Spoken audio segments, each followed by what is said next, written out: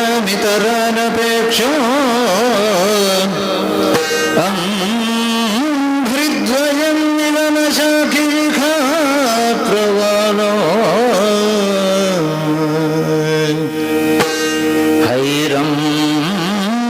ಹೈರಂಬಮಂಬುರುಗಡಂಬರ ಚೌರ್ಯ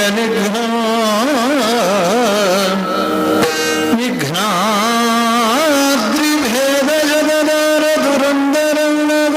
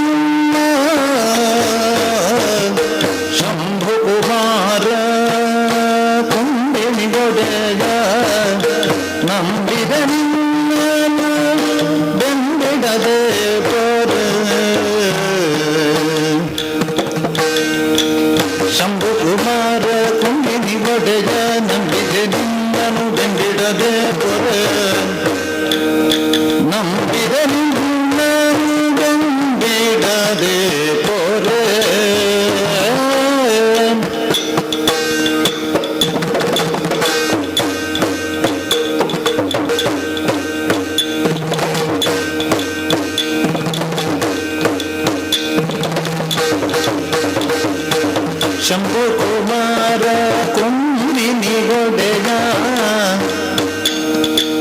ನಂಬಿದರಿನ್ನನು ಬೆಂಬಿಡದೆ ಪರ ಪಲಯ ಗಜ ಮುಖ ಪಾರ್ವತಿ ನಂದನ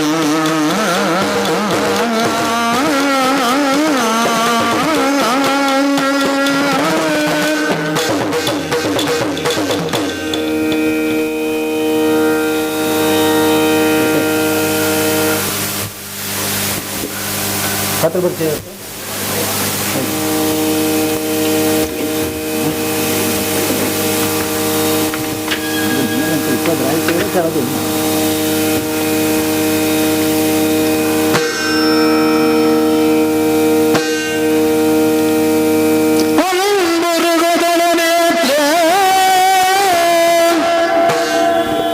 ಶ್ರೀ ದುರ್ಗಾಂಬಿಕೆಗೆ ಬಲಗೊಂಡು ಭಕ್ತಿಯೋಳು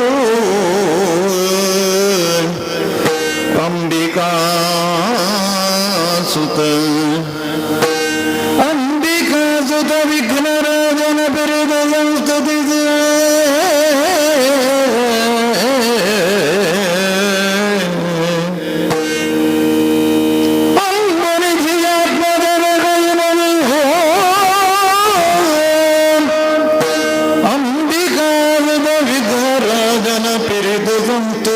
ಒಂದು ವಿಧಿಯಾತ್ಮತೆಗೆ ಕೈ ಮುಗಿದು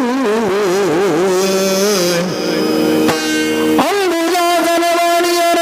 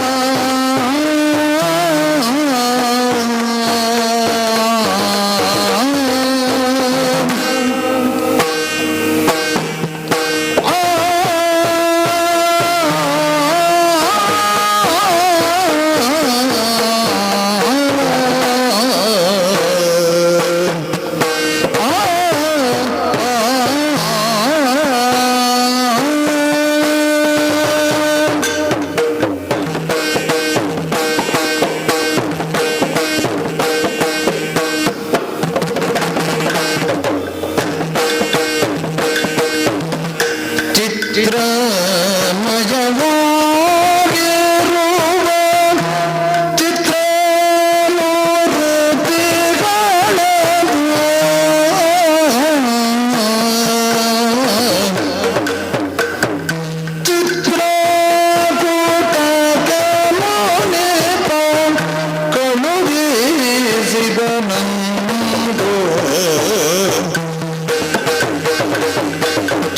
ಚಿತ್ರಮಯವಾಗಿರುವ ಚಿತ್ರವನಗಳ ನೋಡಿ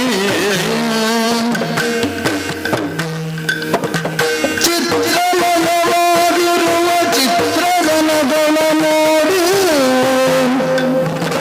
ಚಿತ್ತಶುದ್ಧಿಯೊಡಲ್ಲಿ ಇರುತ್ತಿದ್ದರವರು ಚಿತ್ತಶುದ್ಧಿಯೊಡಲ್ಲಿ ಇರುತ್ತಿದ್ದರವರು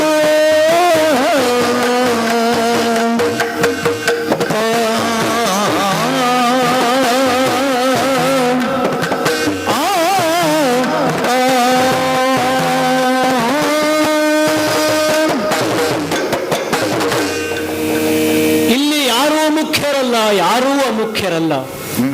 ಇಲ್ಲಿ ಯಾವುದೂ ಅಲ್ಲ ವ್ಯರ್ಥ, ನೀರೆಲ್ಲವೂ ತೀರ್ಥ ಹೀಗೆನ್ನುವ ಹಾಗೆ ಪ್ರಾಜ್ಞರಾಡಿದಂತಹ ನುಡಿ.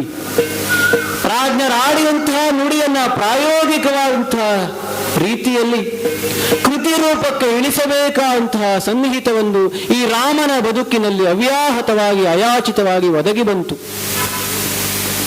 ನಿಜ, ಇನ್ನೂ ಒಂದು ಮಾತು ನೆನಪಾಗುವುದು ಈ ಕಾಲಕ್ಕೆ.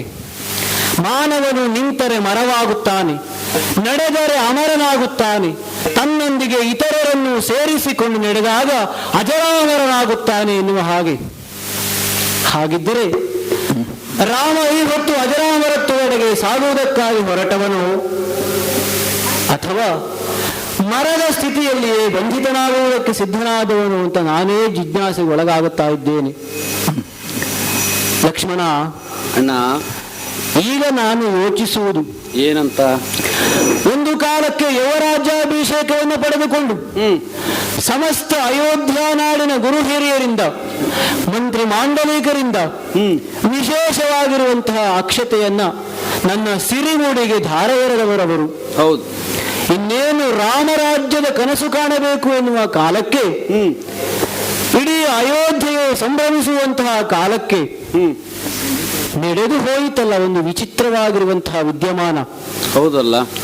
ಇನ್ನೇನು ಪಟ್ಟಾಭಿಷಿಕ್ತನಾಗಬೇಕು ಎನ್ನುವ ಹಾಗೆ ನಮ್ಮಯ್ಯರಾಗಿರುವಂತಹ ದಶರಥ ಭೂಪಾಲರು ತೀರ್ಮಾನಿಸಿರುವ ಕಾಲಕ್ಕೆ ಎಂದೋ ಕೇಳಿದ ಅಲ್ಲ ನ್ಯಾಸವಾಗಿರಿಸಿಕೊಂಡಿದ್ದಂತಹ 2 ವರಗಳನ್ನ ಮಾತೃಶ್ರೀಯವರಾಗಿರುವಂತಹ ಕೈಕಾದೇವಿಯವರು ಆ ಹೊತ್ತಿಗೆ ಕೇಳಿಕೊಂಡರು. ಹೌದು. ಮೊದಲನೆಯ ವರದ ದ್ಯೋತಕವಾಗಿ ತನ್ನ ಮಗನಾಗಿರುವಂತಹ ಭರತನಿಗೆ ಅಯೋಧ್ಯ ಸಿಂಹಾಸನ ಎನ್ನುವಂತಹದ್ದು ಲಭ್ಯವಾಗಬೇಕು. ಎರಡನೆಯ ವರವಾಗಿ ರಾಮ ವನಗಮನವನ್ನು ಮಾಡಬೇಕು ಎನ್ನುವ ಹಾಗೆ. ಹೌದು. ಈ ಮಾತನ್ನ ದಶರಥ ಭೂಪಾಲರು ಹಿಂದೊಮ್ಮೆ ತಿಮಿಧ್ವಜನೆನ್ನುವಂತಹ ಅಸುರನ ನಿಗ್ರಹ ಕಾಲಕ್ಕೆ ಹೋದಾಗ ರಥದ ಕೀಲೆಯಾಗಿ ಪರಿಣಮಿಸಿರುವಂತಹ ಕೈಕಾದೇವಿಯವರಿಗೆ ನಮ್ಮಯ್ಯ ಕೊಟ್ಟಂತಹ ಮಾತು ಎಂದೋ ಕೇಳುತ್ತೇನೆ ಎನ್ನುವ ಹಾಗೆ ಭೂಪಾಲರಲ್ಲಿಯೇ ನ್ಯಾಸವಾಗಿರಿಸಿದ ಮಾತನ್ನ ಈ ಕಾಲಕ್ಕೆ ವರರೂಪದಲ್ಲಿ ಕೇಳಿಕೊಂಡಳು. ಹೀಗೆ ಕೇಳಿಕೊಂಡ ಮಾತ್ರಕ್ಕೆ ರಾಮನಿಗೆ ಏನು ಅದು ಹೊಸ ಸಂಗತಿ ಅಂತ ಅನ್ನಿಸಲೇ ಇಲ್ಲ. ಬಹುಶಃ ರಾಮನ ಸ್ಥಾನದಲ್ಲಿ ಬೇರೆ ಇನ್ಯಾರೇ ಇರುತ್ತಿದ್ದರೂ ಕೂಡ ಆಕ್ರೋಶವನ್ನು ವ್ಯಕ್ತಪಡಿಸುತ್ತಿದ್ದರು ಅಥವಾ ಅತಿಯಾಗಿರುವಂತಹ ದುಃಖವನ್ನು ವ್ಯಕ್ತಪಡಿಸುತ್ತಿದ್ದರು ನಾ ಕಾಣೆ. ಆಡಿದ ಮರುಕ್ಷಣವೇ ಲೇಸನಾಡಿದೆಯವ್ವ ಅಂತ ಹೇಳಿ ತಂದೆಯವರ ಮಾತನ್ನು ಪಾಲಿಸುವುದಕ್ಕೆ ರಾಮನ ಪಾಲಿಗೆ ಒದಗಿ ಬಂದ ಸುಯೋಗ ಇದು ಅಂತ ಭಾವಿಸಿ ಪಿತೃವಾಕ್ಯ ಪರಿಪಾಲನೆಗೋಸ್ಕರವಾಗಿ ತಂದೆಯ ಮಾತನ್ನೇ ಶಿರೋಧಾರ್ಯ ಅಂತ ಭಾವಿಸಿ ವನಗಮನವನ್ನು ಮಾಡುವುದಕ್ಕೆ ಸಿದ್ಧನಾದವನು. ಹೌದು. ಆ ಕಾಲಕ್ಕೆ ನನ್ನ ಅರ್ಧಾಂಗಿಯಾಗಿರುವಂತಹ ವೈದೇಹಿ ಒಂದೇ ಸಮನೆ ಹಠ ಮಾಡಿದಳು, ನಾನೂ ನಿಮ್ಮೊಡನೆ ಬರುತ್ತೇನೆ ಎನ್ನುವ ಹಾಗೆ. ವಲ್ಲಭೆಯನ್ನ ಅಲ್ಲಗಳೆಯುವುದಕ್ಕೆ ಮನಸ್ಸು ಒಪ್ಪಲಿಲ್ಲ. ಹೊರಡಬೇಕೆನ್ನುವ ಕಾಲಕ್ಕೆ ಬೆನ್ನಿಗೆ ಬಿದ್ದಿರುವಂತಹ ತಮ್ಮ ನೀನು ಪರಿಪರಿಯಾಗಿ ಬೇಡಿಕೊಂಡೆ. ಅದಕ್ಕಿಂತ ಪೂರ್ವದಲ್ಲಿ ನಿನ್ನ ಕೃತಿ ಹೇಗಿತ್ತು ಅಂತ ಕೇಳಿದ್ರೆ, ಇಷ್ಟ ಇಷ್ಟಕ್ಕೆಲ್ಲ ಕಾರಣರಾಗಿರುವಂತಹ ದಶರಥ ಭೂಪಾಲನನ್ನ ಕೈ ಕಟ್ಟಿ ಸೆರೆಯಲ್ಲಿ ಹಾಕುತ್ತೇನೆ. ಒಮ್ಮೆ ಸಿಟ್ಟು ಬಂದಾಗ ಹೇಳಿದ್ದಲ್ವ ಅದು. ನಿನ್ನ ಆರಂಭಟವನ್ನು ತಡೆಯುವುದಕ್ಕೆ ಈ ರಾಮನಿಗೂ ಒಂದು ಕ್ಷಣಕ್ಕೆ ಅಸಾಧ್ಯವಾಗಿ ಹೋಯಿತು ನೋಡು. ರಾಮ ಭಕ್ತಿ ಎಂದ್ರೆ ಅದು ಲಕ್ಷ್ಮಣನಲ್ಲಿ ಕಾಣಬೇಕು. ತಂದೆಯ ಮೇಲಿನ ಕೋಪದಿಂದ ನೀ ಹಾಗೆ ಆಡಿದ್ದಲ್ಲ, ರಾಮನ ಮೇಲಿನ ಅತಿಯಾಗಿರುವಂತಹ ಆ ನಂಬಿಕೆಯೇ ನಿನ್ನಿಂದ ಅಷ್ಟು ಮಾಡಿಸಿತ್ತು ಅಂತ ನಾನು ಭಾವಿಸುತ್ತೇನೆ. ಕೈ ತಡೆದ ಕಾಲಕ್ಕೆ ನಾವು ಮೂವರು ಜಟಾವಲ್ಕಲಧಾರಿಯಾಗಿ ಅರಮನೆಯನ್ನು ಬಿಟ್ಟು ಹೊರಡುವಂತಹ ನಿರ್ಧಾರಕ್ಕೆ ಬದ್ಧರಾದಾಗ ನಮ್ಮ ಅಯ್ಯನ ಆ ಮುಖಭಾವವನ್ನು ನೋಡಬೇಕಿತ್ತು. ಎಂತಹ ಕಠಿಣವಾಗಿರುವಂತಹ ಹೃದಯದವರಿಗಾಗಿಯೂ ಕೂಡ ಎದೆಯಾಳದಲ್ಲಿ ಹೊರತೆಯ ಬುಗ್ಗೆ ಭುಗಿಲೇಳುವುದಕ್ಕೆ ಆರಂಭವಾದ ಕಾಲ ಅದು. ಮಗನೇ ರಾಮ, ಬಿಟ್ಟು ಹೋಗಬೇಡ, ನೀನಿಲ್ಲದ ಅಯೋಧ್ಯೆ ಅದು ನರಕ ಸದೃಶವಾದುದು ನನ್ನ ಪಾಲಿಗೆ ಅಂತ ಪರಿಪರಿಯಾಗಿ ಬೇಡಿಕೊಂಡರು. ಹೌದು. ಆದರೆ ಏನು ಮಾಡೋಣ, ಒಂದು ಕ್ಷಣಕ್ಕೆ ಒಪ್ಪಿ ಪಡೆದಂತಹ ಈ ನಿರ್ಧಾರವನ್ನು ಮತ್ತೆ ಬದಲಿಸುವ ಹಾಗಿಲ್ಲ. ಹೊರಡುವುದೇ ಸಿದ್ಧ ಬದ್ಧ ಅಂತ ಆದಾಗ ತನ್ನ ಇಡೀ ಜೀವನದ ಎಲ್ಲ ಭಾವಗಳನ್ನು ಒಟ್ಟಿಗೆ ತುಂಬಿಸಿಕೊಂಡು ಆಡಿದರು. ಒಂದು ಹೊತ್ತಿನ ಊಟವನ್ನಾದರೂ ನನ್ನ ಜೊತೆಯಲ್ಲಿ ಮಾಡಿ ಹೋಗು ಮಗನೇ ಎನ್ನುವ ಹಾಗೆ. ಆ ಕಾಲಕ್ಕೆ ನಾನು ವಿನಮ್ರನಾಗಿಯೇ ತಿರಸ್ಕರಿಸಿದೆ. ಊಟಕ್ಕೆ ಕುಳಿತೆ ಅಂತ ಆದ್ರೆ ಊಟದ ಮರುಕ್ಷಣ ಮತ್ತೆ ರಾಮನ ಮನಸ್ಸು ಎಲ್ಲಿ ವಿಚಲಿತವಾಗುವುದು ಎನ್ನುವಂತಹ ಭಯಕ್ಕೆ ಒಳಗಾಗಿ ತಂದೆಯವರು ಆರ್ತರಾಗಿ ಬೇಡಿದರು. ಅದನ್ನು ಪೂರೈಸುವುದಕ್ಕಾಗದ ಅಸಮರ್ಥ ರಾಮನಾಗಿ ಅಲ್ಲಿಂದ ಹೊರಟು ಬಂದೆ. ಹೌದು. ನಾನು ಹೊರಡುವ ಕಾಲಕ್ಕೆ ಇಡೀ ಅಯೋಧ್ಯಾಪುರದವರು ಹೇಳಿದರು, ಪುರದ ಪುಣ್ಯವೇ ಪುರುಷ ರೂಪ ಅಂತೂ ಸಾಗುತ್ತಾ ಇದೆ ಎನ್ನುವ ಹಾಗೆ. ಈಗ ನಾ ಭಾವಿಸುವುದು, ವ್ಯಕ್ತಿಯೊಬ್ಬ ಜೀವಿತ ಕಾಲದಲ್ಲಿ ಯಾವುದನ್ನ ಸಂಪಾದಿಸಿದರೂ ಕೂಡ ಒಂದು ಕ್ಷಣಕ್ಕೆ ಅದು ನಿರರ್ಥಕ ಅಂತ ಅನ್ನಿಸುತ್ತದೆ. ಆದರೆ ಈ ಜನ ಬೆಂಬಲ ಉಂಟಲ್ಲ, ಆ ಜನ ಬೆಂಬಲವೇ ಜೀವ ಚೈತನ್ಯವನ್ನು ಕೊಡುವಂತಹ ಸಾಧನ ಅಂತ ಈಗ ನನಗನ್ನಿಸುತ್ತಾ ಉಂಟು. ರಾಮನಿಲ್ಲದ ಅಯೋಧ್ಯೆ ಯಾರಿಗೂ ಅಯೋಧ್ಯೆ ಆಗಿರುವುದಿಲ್ಲ ಅಂತ ಇಡೀ ಅಯೋಧ್ಯಾಪುರವೇ ರಾಮನನ್ನ ಅನುಸರಿಸಿ ಹೊರಟಿತಲ್ಲ. ಆಹಾ, ಸಾಗರೋಪಾದಿಯಲ್ಲಿ ಅನುಸರಿಸುತ್ತಿರುವಂತಹ ಈ ರಾಮರಾಜ್ಯದ ಅಯೋಧ್ಯಾಪುರ ಜನರನ್ನ ಕಾಣುವಾಗ ಮನಸ್ಸು ತುಂಬಿ ಬರುತ್ತದೆ ತಮ್ಮ. ಹೌದಣ್ಣ. ಆದರೆ ಇದು ರಾಮನ ಪಾಲಿಗೆ ಅನಿವಾರ್ಯ. ತಂದೆಯವರು ಕಳುಹಿಸಿಕೊಟ್ಟಂತಹ ರಥದಲ್ಲಿ ಸುಮಂತ್ರನೊಡಗೂಡಿ ನಾವು ಮೂವರು ಸಾಗಿ ಬಂದದ್ದಾಯಿತು. ಸಾಗಿ ಬಂದು ಗಂಗಾ ತೀರ ಪ್ರದೇಶವನ್ನು ತಲುಪಿದ್ದೇವೆ. ಹೌದು. ಗಂಗಾ ತೀರವನ್ನು ಉತ್ತರಿಸಬೇಕು ಅಂತ ಆದರೆ ಸಮರ್ಥನಾದಂತಹ ನಾವಿಕನ ಅಗತ್ಯ ಉಂಟು. ಯಾರಿದ್ದಾರೆ ಅಂತ ಹೀಗೆ ಯೋಚಿಸುವ ಕಾಲಕ್ಕೆ ನಮ್ಮ ತಂದೆಯವರ ನಿಡುಗಾಲದ ಒಡನಾಡಿಯಾಗಿರುವಂತಹ ಗುಹನೇ ನಮ್ಮನ್ನು ಆಮಂತ್ರಿಸುತ್ತಾ ಇದ್ದಾನೆ. ವಿಚಾರವನ್ನು ಅರುಹಿದ ಬಳಿಕ ನಮ್ಮೆಲ್ಲರನ್ನೂ ಆ ನಾವೆಯಲ್ಲಿ ಕುಳ್ಳಿರಿಸಿಕೊಂಡು ಗಂಗಾ ನದಿಯನ್ನು ಉತ್ತರಿಸಿದ. ಮುಂದಕ್ಕೆ ಸಾಗಬೇಕೆನ್ನುವಂತಹ ನಮ್ಮ ಅಪೇಕ್ಷೆಗೆ ಕಡಿವಾಣವನ್ನಿತ್ತು. ಈ ರಾತ್ರಿ ಇಲ್ಲಿಯೇ ತಂಗಿ ಹೋಗಬೇಕು ಎನ್ನುವಂತಹ ವಿನಂತಿಯನ್ನು ಮಾಡಿಕೊಂಡಾಗ ಇಲ್ಲಿಯೇ ಉಳಿದದ್ದಾಯಿತು. ಮರುದಿನ ಸೂರ್ಯೋದಯಕ್ಕೆ ಸರಿಯಾಗಿ ಸಿದ್ಧರಾಗಿ ಮುಂದೆ ಸಾಗುವಾಗ ಈ ಅರಣ್ಯದಲ್ಲಿ ಭರದ್ವಾಜರ ಆಶ್ರಮವೇ ಎದುರಾಗುತ್ತಾ ಉಂಟು. ಮುಂದೆ ಸಾಗಬೇಕಾಗಿರುವ ದಾರಿ ಸುಗಮವಾಗಲಿ ಎನ್ನುವ ಹಾಗೆ ಆಶೀರ್ವಾದ ಮಂತ್ರಾಕ್ಷತೆಯನ್ನು ಪಡೆಯುವುದಕ್ಕೋಸ್ಕರವಾಗಿ ಭರದ್ವಾಜರ ಆಶ್ರಮವನ್ನು ಪ್ರವೇಶಿಸಿದ್ದಾಯಿತು. ವಿಚಾರವನ್ನು ಅರುಹಿ ಮುಂದೆ ವಾಸಿಸುವುದಕ್ಕೆ ಸರಿಯಾದ ತಾಣೆಯಲ್ಲಿ ಅಂತ ಭರದ್ವಾಜರನ್ನ ಕೇಳಿದಾಗ ಸೂಚಿಸಿದ್ರಲ್ಲ ತಮ್ಮ, ಮಾರ್ಗಸೂಚಿಯನ್ನು ಸೂಚಿಸಿದ್ರ. ಹೌದು. ಮುಂದೆ ಕಾಣುತ್ತಾ ಇರುವಂತಹ ಈ ಪರ್ವತದ ಸಮೀಪದಲ್ಲಿಯೇ ನೀವು ವಾಸಿಸುವುದು ಬಹು ಯೋಗ್ಯ. ಇಲ್ಲಿ ಯಾವುದೇ ದಾನವರ ಉಪಟಳವಿಲ್ಲ. ಅನುದಿನವೂ ಬೇಕಾದಂತಹ ಉದರಂಬರಣಕ್ಕೆ ಅನುಕೂಲವಾಗಿರುವಂತಹ ಆಹಾರ ಸಾಮಗ್ರಿಗಳು ಅರ್ಥಾತ್ ಕಂದಮೂಲಾದಿಗಳು ಇಲ್ಲಿ ಲಭ್ಯವಿದೆ. ಹಾಗಾಗಿ ನೀವು ಇಲ್ಲಿ ವಾಸಿಸಬಹುದು. ಇದುವೇ ಚಿತ್ರಕೂಟ ಅನ್ನೋ ಹಾಗೆ ಸೂಚಿಸಿದರು. ನೋಡಿದೇನು ತಮ್ಮ, ಚಿತ್ರಗಾರನು ರಚಿಸಿರುವಂತಹ ಚಿತ್ರಶಾಲೆಯೋಪಾದಿಯಲ್ಲಿ ಕಂಗೊಳಿಸುತ್ತಿರುವಂತಹ ಬಹು ಚಿತ್ತಾಕರ್ಷಕವಾಗಿರುವಂತಹ ಈ ಚಿತ್ರಕೂಟ ಪರ್ವತವನ್ನು ನೋಡುವಾಗ ರಾಮನಿಗೆ ಅಯೋಧ್ಯೆ ಕೊಡುವ ಸುಖಕ್ಕಿಂತಲೂ ಈ ಚಿತ್ರಕೂಟ ಕೊಡುವ ಸುಖವೇ ಬಲು ಮಿಗಿಲು ಅಂತ ಭಾವಿಸುವುದು ನಾನು. ಇದೇ ಮೇಲಾಗಿ ಕಾಣ್ತಾ ಇದೆ. ಇಲ್ಲಿಯೇ ವಾಸಿಸುವುದು ಅಂತ ನಿರ್ಧರಿಸಿ ಆಯಿತು. ಈಗ ನಾ ಯೋಚಿಸುವುದು ಏನಣ್ಣ, ರಾಮನ ಬದುಕು ಹೀಗಾಗಿ ಹೋಯಿತಲ್ಲ ಅಂತ. ರಾಮನನ್ನ ಬಹು ಪ್ರೀತಿಸಿದಂತಹ ವ್ಯಕ್ತಿಗಳಿಗೆ ರಾಮ ಕೊಟ್ಟಿರುವ ಸಂಗತಿ ಏನು ಅಂತ ಕೇಳಿದ್ರೆ ದುಃಖವನ್ನಲ್ಲದೆ ಬೇರೊಂದಿಲ್ಲ ಅಂತ. ಒಂದು ಕಾಲದಲ್ಲಿ ನಾನು ಹಾಗೂ ನೀನು ತಾಟಕೀಯ ಸಂಹಾರಕ್ಕೆಂದು ಹೊರಟು ನಿಂತಾಗ ಅಪ್ಪನಾಡಿದಂತಹ ಮಾತು, ಬಾಲಕರನ್ನ ಕರೆದುಕೊಂಡು ಹೋಗಿ ಮಾಡುವುದೇನು ಸ್ವಾಮಿ ಅಂತ ವಿಶ್ವಾಮಿತ್ರರಲ್ಲಿ ಕೇಳಿದ್ದು. ಅಲ್ಲಿಂದ ತೊಡಗಿ ಈವರೆಗೆ ನಮ್ಮ ತಂದೆ ಕಾಳಜಿ ವಹಿಸಿದ್ದೆಷ್ಟು. ಹೌದು. ರಾಮ ಲಕ್ಷ್ಮಣರು ಬೇರೆಯಲ್ಲ, ಭರತ ಶತ್ರುಘ್ನರು ಬೇರೆಯಲ್ಲ. ಅಂತಹ ದಶರಥ ಭೂಪಾಲನಿಗೆ ಈ ರಾಮ ಕೊಟ್ಟಿದ್ದು ಕೊನೆಯ ಕಾಲದಲ್ಲಿ ಜೊತೆಗೆ ಒಂದು ಊಟವನ್ನೂ ಮಾಡುವುದಕ್ಕಾಗದಂತಹ ಸ್ಥಿತಿಯನ್ನ, ರಾಮನೇ ರಾಜನಾಗಬೇಕು ಅಂತ ಭಾವಿಸಿದ್ರು ಆ ರಾಮರಾಜ್ಯದ ಪ್ರಜೆಗಳಿಗೆ ನಿರಾಸೆಯನ್ನುಂಟು ಮಾಡಿ ಬರುವ ಹಾಗಾಯಿತು. ನನ್ನ ಜೊತೆಯಲ್ಲಿ ಬಿದ್ದ ಲಕ್ಷ್ಮಣನೂ ಕೂಡ ವನಗಮನವನ್ನು ಮಾಡುವಂತಹ ಅನಿವಾರ್ಯತೆಗೆ ನಾನೇ ತುತ್ತಾಗಿಸಿದೆ.